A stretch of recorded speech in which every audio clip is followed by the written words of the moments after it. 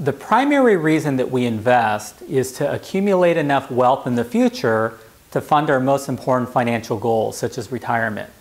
And as long-term investors, there are two types of risks that we need to be aware of. The first is called principal risk, or the idea that you could lose some of your money, and we'll focus on that risk in today's video. The second type of risk, called purchasing power risk, is the idea that every single year the things that we need to purchase to live become more and more expensive. And we'll talk about that risk in the next video. So when it comes to principal risk, there are three main points that I'd like to make. The first is this, that in a well-diversified portfolio, there's virtually zero chance that you could lose all of your money. Now, I suppose that if you put all of your money into one stock, then that company can go bankrupt and you could lose all of your money. But in a prudently diversified portfolio, that risk is virtually nil. In fact, the portfolios that we recommend to our clients have upwards of 13,000 unique holdings in 19 different asset classes spread across 46 different countries. And so for your account to go to zero, all 13,000 holdings in 46 different countries have to go to zero on the same day. Like I said, the chance of that happening is virtually zero. The second point is that there is a chance that you could lose some of your money. But as we'll see, that risk becomes diminished. In fact, it becomes eliminated given enough time. When we look at the data from the S&P 500 going back to 1926, we'll see that for any given 1 year period of time, equities have had a positive return 74% of the time.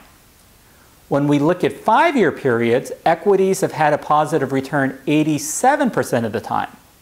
For 10-year periods, equities have been positive 94% of the time. And for 20-year periods, equities have been positive 100% of the time. In other words, we have never had a 20-year period of time where the returns on a well-diversified equity portfolio have been negative. And as this next slide demonstrates, the risk of losing some of your principal, some of your money, is diminished, in fact eliminated given enough time. The third point that I'd like to make is that there is volatility with equities. In other words, there are daily fluctuations in the value of your portfolios. Some days it's up, some days it's down, some days it's down quite a bit. But there is that volatility. And in the big picture of things, this is a good thing. Now, most of us don't think about volatility as being a good thing, but it is, because it's this short-term volatility that allows equities to provide a higher rate of return. Think about it this way. The rate of return from equities is a reward for the short-term volatility that you take on by holding it. In fact, if the volatility didn't exist, then the rates of returns that you would get from your equities would be on par with what you get from CDs and your savings accounts.